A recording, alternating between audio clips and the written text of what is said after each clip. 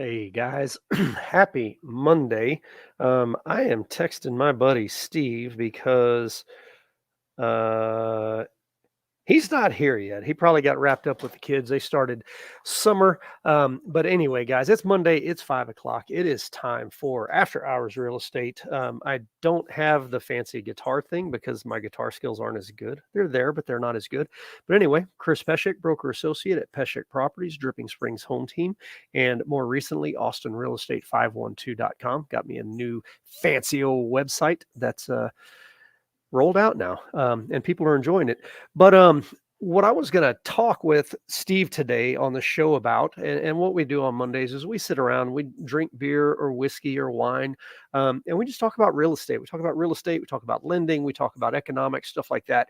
But what I really wanted to talk to him about today is the state of buyers right now. And I was working on a little worksheet over here, and I'm going to kind of go through a couple of things with you. And I'm going to start putting out a little more information about this because people right now, are freaked out to buy a house, and that's fine. I get it, but I'm going to try to give a little bit of logic and reasoning why Steve and I keep to this day, and as recently as last week, we keep talking about how this is a great time to still buy a house. And I know people don't understand that, so that's what I'm going to do today. But I'm going to keep the same protocol like I always do, guys. I like to drink local beer, and with this cool weather in the middle of June, not the middle of June, but close to the middle of June, Convict Hill Oatmeal Stout, brewed right here in Austin, Texas by Independence Brewing Company. Dark beer. I only drink it when it's cool. And here at the house, we just had a nice little rainstorm come through, so it's pretty cool on the back of the porch. Cheers. Um, let's dive into this. So what I'm talking about here is the overall cost to buy a house and the difference between what we saw, call it 2 years ago and now, because I mean, everybody knows right before COVID, probably since about 2017, housing market in Austin has been crazy. Dripping Springs has been crazy. All the outlying areas now, it's starting to pick up a little bit more in some of the outlying areas like Elgin Manor. You got Samsung and stuff going on up there. But since 2017, the real estate market here has been pretty hot, and we've had multiple offers for a while now.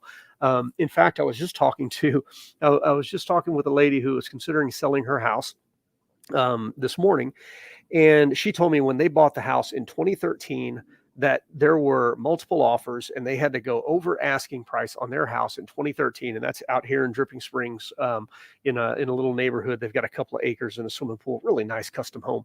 But anyway, even in 2013, there were multiple offers, just not everybody talked about it. And so for 2017, 18, 19, and then in COVID, at the beginning of COVID, nobody really knew it was going to happen. And then everything blew up, and houses are flying off the market, and they're, 20 and 30 offers in an hour, sight unseen. And shit just really hit the fan, frankly, to be blunt and honest. And for all of these past 5 years, everybody's been complaining that it's so hard to buy a house. It's so hard to buy a house. And it was because you had people that were saying, oh my God, we keep losing out to cash buyers because they were, or, oh my God, I can't buy a house if I've got an FHA loan, because you couldn't, because sellers were trying to find the most the most likely way to close a home that was getting bids above and beyond the list price. And as much as it sucks for that type of buyer that has to use an FHA loan, when you start going above list price and you're only able to put 3.5% down, that buyer just doesn't stand a chance because they can't do. Here's my buddy. Hey there, buddy. I don't have any volume from you, but that's okay. I'm going to keep talking. You get your stuff together. FHA buyers just did not stand a chance in that environment because they didn't have the cash to bring additional money to closing if the appraisal came short and stuff like that. So FHA buyers were out of luck. 5% down buyers were out of luck. 10% down buyers were out of luck because they just could not afford to bring enough cash to the table. So I've got a little scenario here. Can you hear me? Okay. So I've got a little scenario here that I was working on, and this is based off of a real life listing that I had in 2021. And I picked this because right now this is kind of the median, a little bit below the median price point in Dripping Springs, and right at about median for Austin. So I had a listing. It was $700,000. Okay. We had multiple offers on it, and it ended up going under contract for 8% over list price. I think I just heard you. Nope, I don't. It went under contract for 8% over list price. So it went under contract at 756. Okay. So at that point, every buyer that submitted an offer on this house submitted a gap waiver, is what I call them, which is basically if your appraisal comes in low, then you have let's say in this case, it did come in low because it did. It came in at 738. So a gap coverage says that if I've offered more, 756, and it comes in less, 738, I will bring the cash to cover the difference. In other words, the seller's not going to be out if the appraisal is low. The buyer's going to cover the difference in cash, and that's the only way to cover that difference. So in this case, they needed an extra $18,000 to close the deal. Okay. And there's one thing that I didn't get to yet. And so they had to put 20% down on a 756 sales price. It's $151,000 in cash. They brought an extra $18,000 to close the gap. So that's $169,000 in cash. And then I was just doing the calculation because I don't have this exact number because it wasn't my buyer, it was a seller. But on a Sorry, while I'm doing this, guys, 756 minus 169 times 2.5 closing costs. That's an extra $15,000 for title policy, lender fees, all that other stuff. So they had to bring $184,000 in cash to close this deal. Okay, this is 2 years ago. That's what was required to buy a $700,000 house in Dripping Springs, Texas. Okay. If you didn't have $184,000 in cash sitting in your pocket or bringing cash to the table to close the whole thing at 756, you were not buying a house in most cases. Now, I still got people into houses and it didn't cost all that much. I'm just giving you like one example. Okay. Now I'm going to fast forward to today, and we're going to take that exact same $700,000 sales price. And I'm making notes here so I don't screw this up. Okay. Now you can buy that house with 3.5% down if you want. Okay. So 700K times 0.035. So that is 2,400. Is that right? No, sorry, $24,000, $24,500. Okay. That's your down payment. You are going to have that same 2.5%. So 700 times 0.025 for closing. That's another 17,500. Okay. That is $42,000. Make sure my numbers are right. $42,000. So right now, if you bought a house at $700,000, sorry, Steve's in here. Let me see if I can hear him. There he is.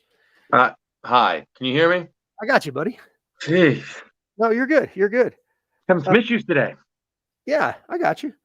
But anyway, if you're buying that same $700,000 house, you can get an FHA loan out here in these certain areas because the FHA will lend on that amount. It's conforming for $42,000. The difference between 2 years ago and now is $142,000 cash that it takes to buy a house in Dripping Springs, Texas. $142,000 in cash.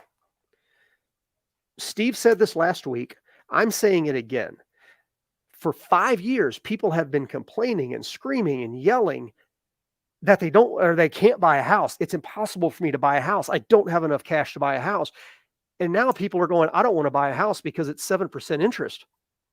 Yeah, and the market might crash, right? And the market might crash. Oh my God. Fine.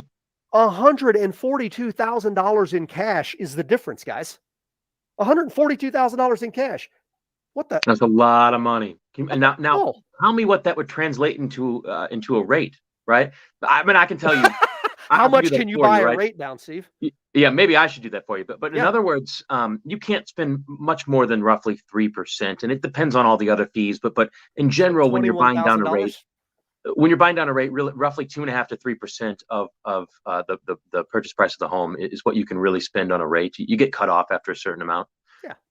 And it's not always set in stone. It depends on the other fees. So it's hard for me to give you a definitive number on that. But no, you would not be able to put all that money into the rate. But what I'm trying to say is if you took a higher rate, which equaled a higher payment, how long would it take you making those higher payments to hit the same amount of money that you just saved by buying Oh my now instead of God. last year? Right. It would be like, I don't even know if you could cover the difference in 30 years. I mean, I'll tell you, at the high end, you might be at roughly 1,500 extra a month. You know, if you've got Okay. really low credit and you get a much higher, mortgage payment, right? Let's say it's about 1,500 extra a month. And you're saying you're saving 140 what? Well, if you dunked 21 grand into buying down your credit or your Your rate. rate, you would be $121,000 divided by 1,500. That's 80 months divided by 12. That's over 6.5 years. Do you think the interest rate's going to go down in the next 6.5 years, Steve? No one can tell you that for sure, but I definitely think that the interest rate will go That's down. why. Do you think? Yeah. Yeah, I do think that. Yeah, yeah. I With a just, disclaimer, but yes, I do. I Bro, mean, I can't, I cannot beat this point into people's heads enough. Like, there, yeah. even if you sunk 21,000 into buying, and here's the thing: if you sunk 21,000 into buying your rate down, what are you buying it down? 1.25 points? A point? I haven't really ever seen someone be able to buy their rate down, and there are exceptions to this, but typically 1 to 1.5% is roughly the most you can really buy it down, and 1.5 would be pushing. I mean, that's tough Yeah. to do. But I mean, call it 1%, and let's call that average rates right now are 7. Okay, you've got a 6, and in the best of times, you had a 3. Okay. I mean, yeah, when Okay. you go back to 1983, I think it was, the interest rates peaked at the borrowing rate was like 19 and change, but for most people they were like 22.5%. Yeah. So it's just I just yeah. I can't. And I look, I get it. And by the way, guys, if you've got thoughts, comments, if you think my math's wrong, tell me. I'm Oh, telling you, I'm you pretty want to good hear at math. something? You want to hear something funny?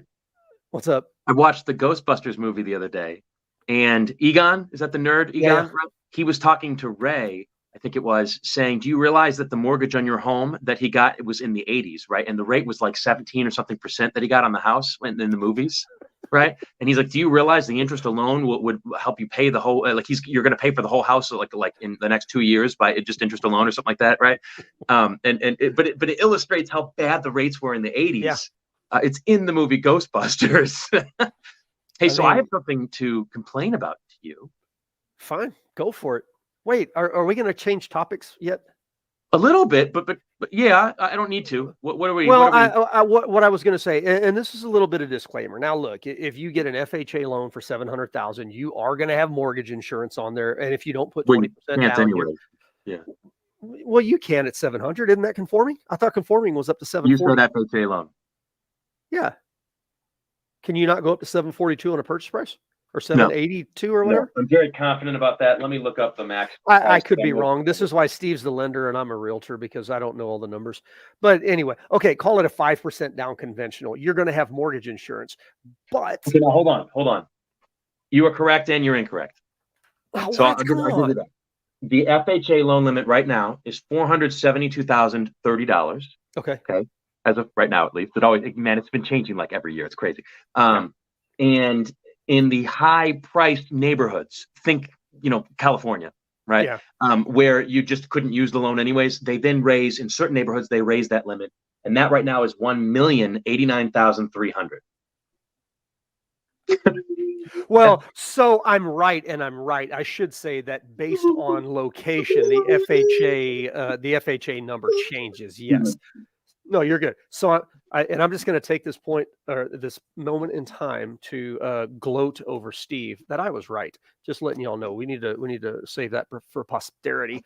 Um, So here's kind of what I was going back to. You can, and that's just saying right now, if a house is listed at 700, you're buying it for 700. But the other part of that is you're actually, I'm seeing 5, 6, 7% below list price on a lot of closed transactions. So even let's say 5%, 7 or 35,000, you're buying that at, I'm doing my math in my head, 665. And that lowers it even more. So that's saving you more money on that because you're buying it below value, not having to go up and above. And not only that, but wait, if you buy now, There's I, more. I've had sellers giving up 2 percentage points for closing costs. That's going to save you another $13,000 or $14,000. So now all of a sudden, instead of back to 121, you're back up to 135 that you've saved. Yeah, I'm I seeing mean, that a lot. Actually. it is absolutely, and you know how I know it's a good time to buy, my buddy? Hmm. Because I've got investors reaching out saying it's time for me to buy a house. Right. Yeah, I mean they've been waiting on the sidelines too. They It's have for the been rest of waiting the on the sidelines yeah. because they were not going to wade in when everybody was running. It's the firemen. Everybody was running in. The investors stepped to the side and let them go. Everybody's running the hell out now. The investors are going, let's go. This is when you Listen, make money. I really want to bring up this point because it's just eating me alive. I'm done now. I'm done now. Thank you. I made my point. I took 16 minutes to make my point. Do you, brother? Thanks for leading the show without me. I'm really sorry. Hey, do you remember when I was telling you about my neighbor who was a VA, okay, who is a veteran, had a VA loan, and how he was going to advertise that you could assume his loan at his Yes. interest rate? Okay, he had a 2.25% interest rate, I believe, and he had he had talked to me. I had explained to him that he could do this. His realtor was like, "No, you can't." And I'm like, oh, "I'm happy to talk to you about it, right?" So I talked to him about it. I pointed all the stuff out to him, right? Realtor's like, "I can't believe this. You need to tell more people about it." I'm like, "I'd love to," right? Okay, move forward. Fast forward. I just hung out with those neighbors this last weekend that moved into that house, that bought the house from my old neighbors, right? And he was saying, "Man, it sucked that you had to be a veteran to assume that rate." No, you don't. I said, and I'd been drinking, and no, I should have just said nothing, right? Oh my But I was like, "Oh no, God. you don't. You don't have to be a veteran to take over a veteran loan." He goes, "Excuse me? Excuse what?" How are people in this damn business? And he said he was like, "No, no, no, no, no. He's a lawyer, by the way. He goes, I specifically asked. Oh, I know, right? I specifically asked my realtor, and she said you had to be a veteran to take over the interest rate." oh my God. Oh my God. Steve, when are you starting your own YouTube channel?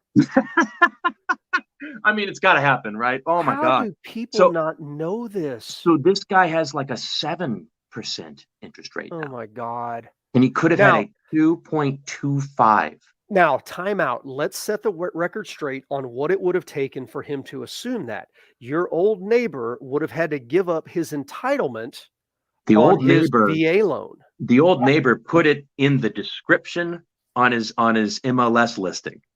So it was there for anybody that wanted to take it over. Now, for those of you watching, they're like, "What is he talking about?" Any government loan can be assumed as long as you FHA, qualify for the loan. VA, So USDA. let's just say that you go and you're going to buy a $300,000 home, and the sellers that are living there have a $200,000 mortgage on the house, right? So they still owe 200.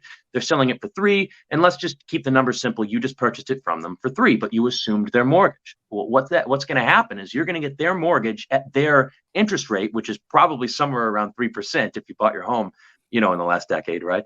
And then refinance, right, like everybody else. And then you get another mortgage at $100,000 at today's interest rates. Well, minus your down payment. So let's just say, $80,000, something like that, right? Yeah. As opposed to a $280,000 or $300,000 mortgage at whatever today's rates are. You would save a lot of money. of money, hundreds, if not thousands of dollars, or maybe not thousands, but $1,000 a month kind of thing. Yeah. You can save a lot of money. And, I'm not going to mention the name of this realtor. Okay. She needs to be put on blast. Oh, I She think needs there's to a be educated. She needs to be educated is what needs to happen. possibility she's going to get colossally sued. Oh shit, he's a Over lawyer. this. Oh my God. Yeah. Ooh. Like I said, I probably should have just kept my mouth shut, but I said No, it to you him. shouldn't, because look, And you're man, right. I mean, you're too right. many But people have gotten into this business that don't know their ass from a hole in the ground. we Like, were this having such is a great part of our time. education. God. We were having this great time hanging out, and then I told him that, and it was like the whole mood just soured, man. He told his wife, she went, what the? I mean, they were so angry. But I mean, you get what you pay for, right? I will tell you one last thing about his realtor. She Well, I credited don't him want to back at discourage the closing. company. I don't want to discourage the company, but it was one of these discount brokerages. It starts with an R and ends with a fin. Yeah. Now, I've worked with some great agents over there. Congratulations. You got However, 1% back at closing. this one lied to them. And by the way, lied to a lawyer. When you're working with lawyers or like personal family friends, don't you just take that extra second, right? Yeah. I mean, not that I don't for others, but I mean, if you're dealing with a lawyer, you're like, okay, how do I avoid getting sued here, right? Like, don't you just? Yeah. I do. I don't know if everybody else does that, but I get a little nervous, like maybe I need to cover all my bases here and just make sure, I hate to say I don't do that with everybody else, but I definitely do it with like a lawyer, you know what I mean? I just get nervous, you know what I mean? I just, oh man, but to answer a question like that means that she didn't know the answer, right? Number one. Number two, she certainly did not call the listing agent, which I educated heavily on the subject to discuss it. And three, she missed out on, we figured out the math. It was about $1,500 a month. Okay. So that's going to be what? 15, 16, 18,000 a year. Oh my God. Right. You want to project that over 30 years? I'll do it. So $18,000 times 30. Is that like so that's $500,000? $540,000. Oh, what? That brokerage is getting sued. I mean, I'd sue him. I would too. I would too. I'd sue the pants off him. I'd try to get some of that money. But okay, so let's go back again. You don't get it over the whole amount. You would get it only on the portion that is still owed on the loan. Oh, I don't know how a lawsuit would work. Is that no. I want to go back to tell people how they can assume or how it actually works to assume a government loan. Okay, so government loans can be assumed. Okay, well, what does that mean?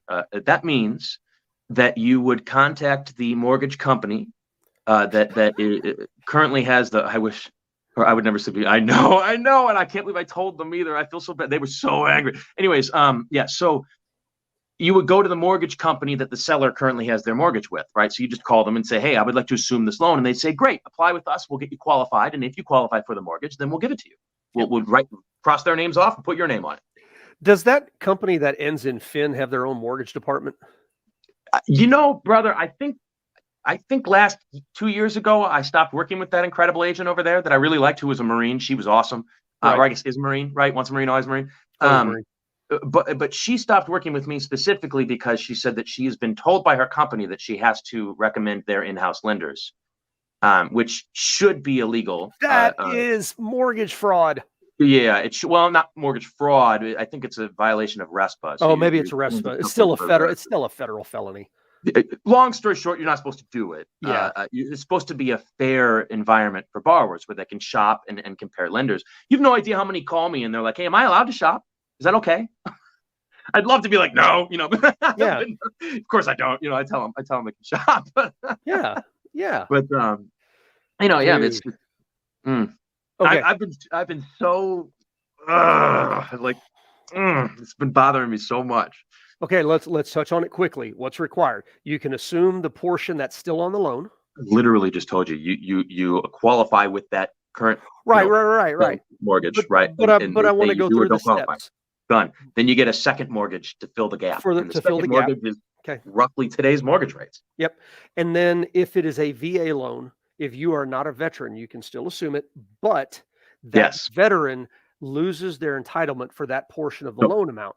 Right. So I never served. Many of my family members did. I'm a huge fan of veterans, but however, I did not serve. Okay. So I'm not a veteran. But if I purchased a home from a veteran, I can assume that VA loan. Right. So that should spell that out to anybody watching, right? Yeah. The other part of it though is on the veterans end. So veterans, they get so much VA eligibility, but I like to dumb this down to VA coins, like tokens. Okay. Yeah, so you serve so long, they give you a certain number of tokens. You can use those tokens to buy a house. Okay. When it's not actually like cash to buy a house, but Credits. those tokens afford you a VA loan. Okay. So let me rephrase. You can use those tokens to get a VA loan. Yes. Okay. You then have to pay back the loan, right? It's not like the tokens do that for you, but okay. When you get that VA loan, you give up some of those tokens that you cannot get back until you pay off that loan. Right. Okay. Sometimes you can go on and buy another house and you have enough tokens left over to do that. In fact, usually today or you do. Use everything that you have left as a portion of. Correct. Sometimes you can take out a VA and then another loan, which I ran into a top 5 lender in Austin that didn't know that. Oh.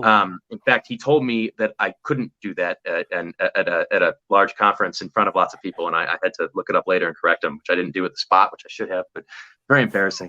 Anyways, but he was wrong. I hope somebody else looked it up too. But yeah, long story short, is that you can get a VA and then another loan on top of that, right?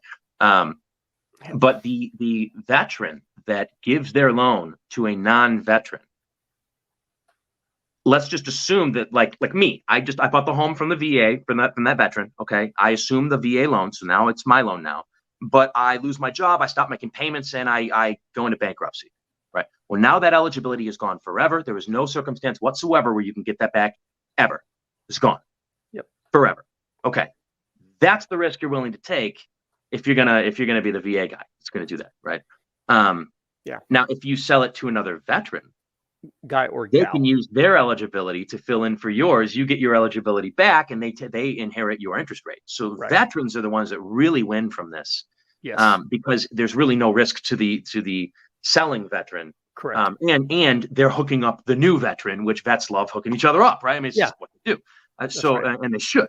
And so it's a really great product for that, but it's also a product that allows the veteran to get a serious advantage over the rest of the world. You know, at least people doing that have conventional mortgages. Yeah, conventional, All right, that don't have that option. Right. So it's great, unless your realtor tells you that even though you could take it, you can't. Or if your lender tells you you can't use it on a partial. Oh my God. Okay. Guys, look, and we're 27 minutes in, and we're gonna start wrapping up. But tell your friends, like, you have got to vet, no pun intended, your representation, whether it's a lender or a realtor. I always say, aren't they 2%? I'm sorry, just real quick. Aren't they 2% in fees instead of 3%? Yeah, that's what I'm saying. Your neighbor ended up getting a 1% credit, a $4,000 credit, and it's costing them $18,000 a year. Congratulations. Wonderful. I'm being a complete smartass right now. And look, there are times when I screw up. Nobody's infallible. I mean, I screw up. But these are the moments when you want to shit. You want to pin them down and just smack them back and forth and be like, why did you use the discount for that big of a purchase? You know, it's insane, man. You're not buying bread, dude. You're buying a house. You know, don't. People. Anyways, hey, this is a great example. Please vet your representation just like you would an attorney. I mean, look, I've got a person watching now that I know would recommend me to all of her family members as a great realtor. But I would expect them to vet me and make sure I know what the hell I'm talking about, especially if you're a vet and you want to go buy a home, you better have a lender and a realtor who know what the hell they're doing with VA loans. Like, I don't know how many realtors I've talked to over the past 13 years or 11, 12 years, whatever long I've been in it, that don't know what a Texas vet overlay is. They don't know. There's lenders that don't know, and it saves them more money. Anyway, I'm going to get off my high horse. Honestly, it's tough. You know, I'm sure everybody has an industry where works in some kind of industry where there's some pet peeve, something that bothers them, or something where, And if they Carolyn talk to the has, wrong and I person, love they're going to Carolyn. be in trouble. Yeah. That's great. I know, but that's the other thing too. Look, we're not the only reasonably good realtor and lender out there. There are Yes, we other are. people who are competent. They're not as No, good we're as the us, but anyway. All right, man. I went off on a rant today. I'm getting so, and I was gonna, going back to what I was talking about earlier, but to what you're talking about also, like it's hard when people get beaten over the head with information on a daily basis, headlines and all this other crap, and like it's beaten in daily. And then when you talk to somebody that like me or you, and the world has told them these guys are nothing but used car salesmen, watch what you're doing and shop the hell out of them because they're going to rob you, because that's what they expect. Like, I get it. You get so much information that you can't quite put logic together on something that, look, I'm a professional at this, you're a professional at this. And so I understand why people, tend to, not want to listen. But for the love of God, I understand math, I understand finance. I can sit you down and give you a lesson in how to buy a house and what makes sense and what doesn't. And if your Yeah. realtor can't do that, more importantly, your realtor doesn't need to be able to do that. Your lender needs to be able to do that. Chris, if you didn't know the answer to that question, would you just say no? No, there's no way. That would be answered like, you know what? Let me check. Because let me check. That there's actually a sales cycle. Have I ever explained the sales cycle? I know of a few sales cycles, but go for it. There's this very, very famous sales cycle where, hang on, time out. Yeah. I'm gonna make one comment up front, and then I'm gonna let you go. Sure. The sales cycle begins with a sale, but ends with all the other possible sales that could come out of that one sale. Go. Okay, so you start selling, but you don't know what the hell you're doing. So let's say I'm working for Dell, and Nana calls me and says, "Hey, do I need a printer with my computer?" And you say, I don't know. You don't even know what printers they sell, right? So you're like, "I tell you what, Nana, I will get that answer for you, and I'll call you back," right? And you call her back, and you're like, "Look, I've done a bunch of research for you, and we're gonna throw in one of the cheaper ones. It's on sale right now. It's only $50. Oh, that's just perfect. Thanks, great. Okay." And then she does a sale, and you're like, "That was easy." Well, then 6 months down the road, you get the same call from another Nana, and you're like, "Yeah, we got laser jet, ink jet, print jet, flip jet, backward jet, left jet." Okay, and the person's like, "All right, bro, I'll skip that. Forget it. I'm fine." And you're like, "I don't understand. What's the problem? I know everything now. Like I told them what it was, right?" Okay, so then later on, you find at the end of the cycle that what you did in the beginning by accident was ask questions and be useful, and later on, you just assumed a lot. So the third stage is you realize you must ask, okay, why do you think you need a printer, Nana? Okay, well, in that case, you get the desk jet and we're good, or the ink jet, or whatever it is. But the sales cycle, they chalk it up to beginner's luck. It's not beginner's luck. It's just that you don't know what you're talking about. You ask questions, right? And when you lose that over time, it's ego, right? Oh, no, you can't assume the VA loan. I know what I'm talking about, even though you clearly don't. But they don't know. Your buyer doesn't know. And that's why they come to you as a professional.